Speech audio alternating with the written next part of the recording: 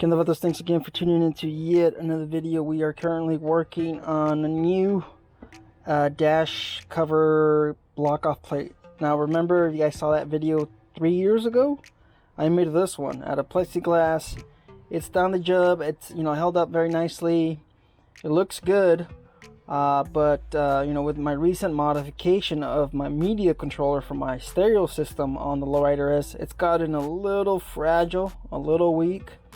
We also have a little bit of a chip, of a crack right here and right here. So instead of waiting for it to kind of fail and then giving me a little bit of an issue to cut out a new template, I decided, you know what, why not upgrade it to a carbon fiber piece. You guys can see here.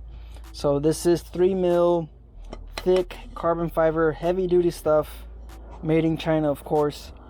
And if you guys remember the way I made this one 3 years ago, you guys could probably find the video. But yes, it's a transparent plexiglass. You hold it up to your dash, and then of course you just trace the openings, trace the overall shape, and I mean, you cut it with a jigsaw, or you cut it with a cutoff wheel, and then you just sand down the edges, of course. So this is version 2.0, I guess. And I traced it out. Of course, you can see I also went ahead and I used the blue masking tape just so we could see my template a little bit better, because I mean, trying to see it on a black surface like this, Sharpie, it's going to be a little bit difficult.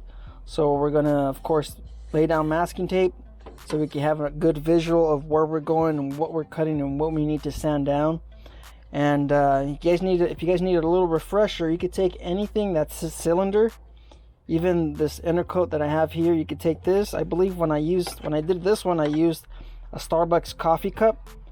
I believe it was a Trenta, and I held it with the opening upwards, and that's how I got these cylinders. But you could also see this works just as good as well. So let's see if the camera is on there. You can see that it's connected edge to edge, and you just look for like a real good balance between connecting points. So let's flip this upside down, and then let's check that again. So you can see that again right there as well. We have a good idea of how this is going to look. All right, so that's how you do that. And like I said, you can use anything. You can use a quart of whatever you got, or you can use a mug, as long as you could connect both points. On the outside, you get a good cylinder. Whatever you got to use, just use it. I think it looks pretty good. You just have to remember where to cut out. This one, I think what happened is this one I cut it a little bit sideways. The reason why I went ahead and I redid the cylinders, because this piece, you can't really see it, but it's not quite even on one side. So you can't really tell anyways, but I just wanted to kind of perfect it a little bit more, because if I hold it up there, you can see that one side is shorter. So that's why I went ahead and I went back and I did this jazz, just to kind of make sure. And I'll probably do it up here too as well, just to kind of get a good feel for it, just to kind of see where we're at, because even this looks a little bit out. You just have to make sure that peak point is kind of matching. So let's just go ahead and let's do another mark, and we'll see how this looks. And if this looks better, then I'll go with this. Yeah, just like that. Let's see, does that look even? Probably get a measuring tape and then just measure corner to corner. That doesn't look even right here. So we'll do a measuring tape, and then we'll adjust it. It's 50. You know what? It actually matches better with the first mark. You can see that this ends at 50 right on the dot, and then when we go over here, you see that right there. That's also 50-ish. So what I'm going to do is I'm gonna use this one first. We could turn this around and see what the other mark is on this one.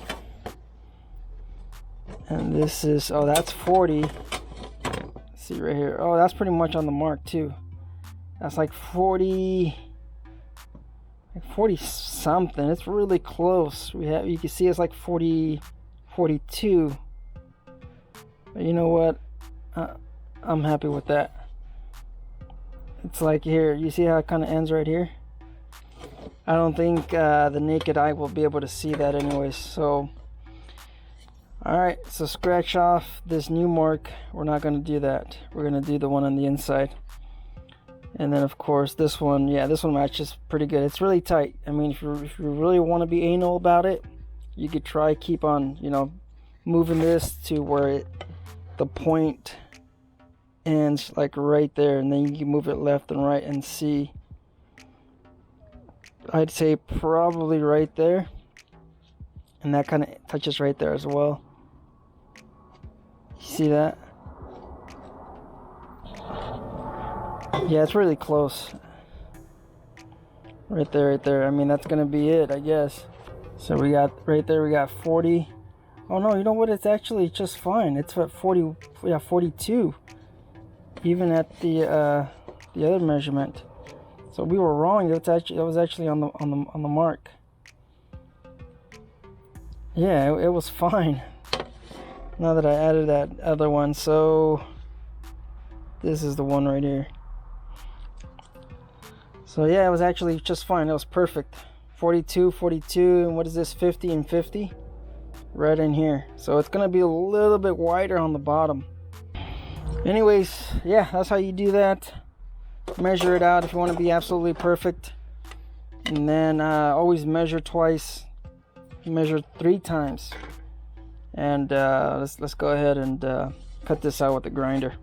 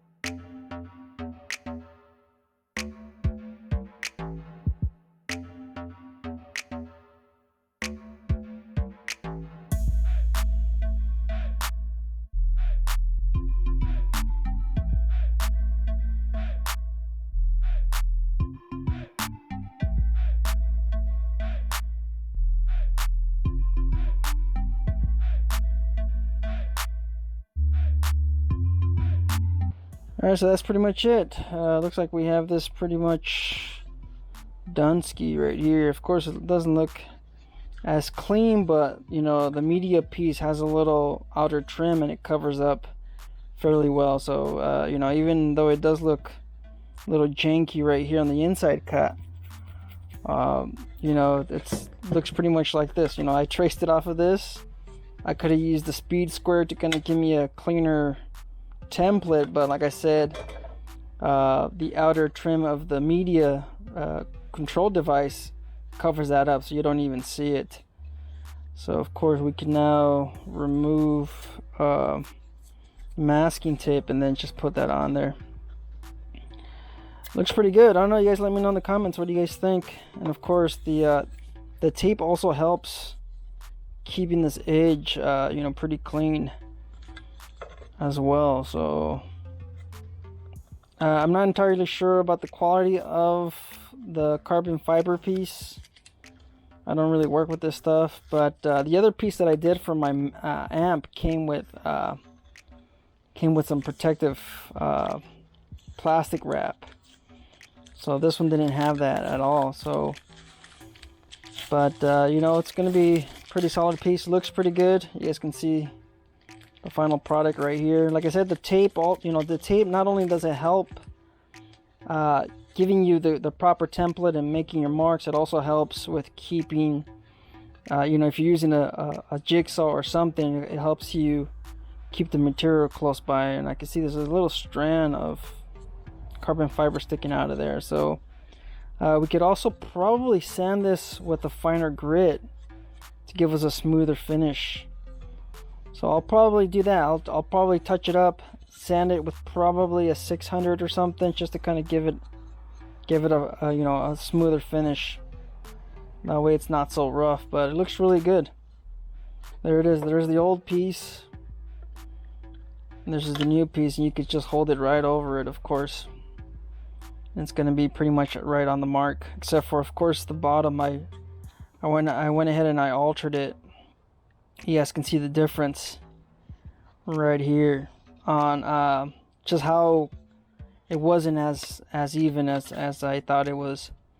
But I mean, you can't really notice it. Honestly, you can't really notice it. So I'm gonna grab a 600 grit, just sand this off, and then clean it up, of course, and then we'll put it on the bike. I'll probably put it on the bike tomorrow. I'm not entirely sure right now.